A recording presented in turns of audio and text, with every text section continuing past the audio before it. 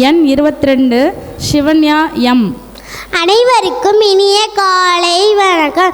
என் பெயர் சிவன்யா. நான் 2ஆம் வகுப்பு படிக்கிறேன். நான் எடுத்துக்கொண்ட தலைப்பு அன்னை தெரசா. உலகில் பல கோடி மனிதர்கள் தோன்றி மறைந்தாலும் ஒரு சிலரை மற்றும் வரலாறு இன்று நினைவில் வைத்திருக்கிறது. அன்பு, இரக்கம், கருணை அனைத்திற்கும் இலக்கணமாக வாழ்ந்தவர் இன்றும் கோடிக்கணக்கான உள்ளங்களில் வாழ்ந்து கொண்டிருப்பவர் அன்னை தெரசா. அவர்களை பற்றி காண்போம். பிறப்பு தென்கிழக்கு ஐரோப்பிய நாடான கலிபோர்னியாவில் 1910ஆம் ஆண்டு ஆகஸ்ட் 26ஆம் தேதி பிறந்தார். இவரது இயற்பெயர் ஆக்னஸ் கோன்சா பொஜனாக்கா. தந்தை நிக்கோலா, தாய் பேஜூத்ராணி பெர்னாயின் ஆவர். தெரசாவின் 8 வயது தந்தை நோய்வாய்ப்பட்டிருந்தார். இதன் பிறகு இவரது தாயால் நற்குணங்கள் கூறி வளர்க்கப்பட்டார். இளமை பருவம் தனது 12 வயதில் சமூக சேவையில் ஈடுபட ஆரம்பித்தார்.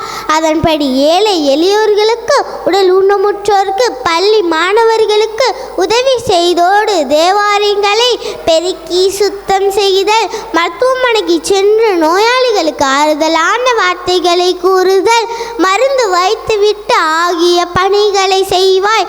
இந்திய வருகை சிறு வயதில் தன்னால் இயன்ற சேவைகளை செய்து வந்த தெரசா தனது 18 வயதில் தான் முழு நேர சேவையில் ஈடுபட நினைத்தார்.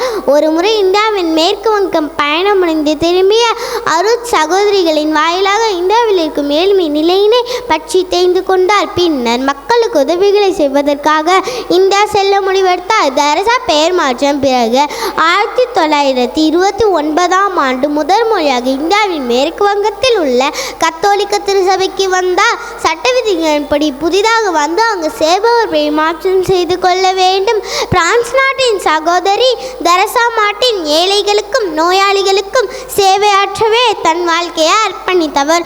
அவரது நினைவாக தனது பெயரை தெரசா என மாற்றிக்கொண்டார். சேவைகள் மிஷனரிஸ் ஆஃப் சேரிட்டீஸ் என்ற சேவை அறக்கட்டளை தொடங்கி நோய்வாய்ப்பட்ட மக்களுக்கு அடைக்கலம் கொடுத்தார்.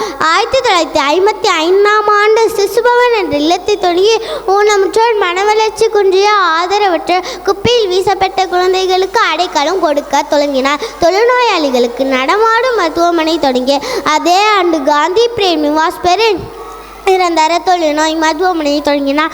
தொழுநோய், காச நோய், HIV பாதிக்கப்பட்டவர்களுக்கு தேவையான ஆலோசனைகளையும் அவர்களை மற்றவர்கள் புறக்கணிக்க கூடாது என்றும் விழிப்புணர்வு நிகழ்ச்சிகளையும் நடத்தினார். இந்தியாவை தாண்டி பல வெளிநாடுகளுக்கும் பிறர் அன்பின் பணியாளர் சபையின் சேவைகளை விரிவுபடுத்தினார். அதன்படி 1965ஆம் ஆண்டு வெனிசுலாவையும் தொடர்ந்து மற்ற நாடுகளிலும் சேவை மையங்களை நிறுவினார். சுதந்திர போராட்டங்கள், போர், உள்நாட்டு கலவரங்கள் என எந்த நாட்டின் மக்கள் பிரச்சனையை சந்திக்கிறார் என தெரிந்து கொண்டு அங்கெல்லாம் சென்று உதவிகளை செய்து வந்தார். அன்னை தெரசா பெற்ற விருதுகளின் சில 1962ஆம் ஆண்டு பத்மஸ்ரீ விருது, 1972ஆம் ஆண்டு பன்னாட்டு புரிந்த உணர்வுக்கான விருது, 1979ஆம் ஆண்டு அமைதிக்கான நோபல் பரிசு, 1980ஆம் ஆண்டு இந்தியாவின் உரிய விருதுக்கான பாரத ரத்ன விருது,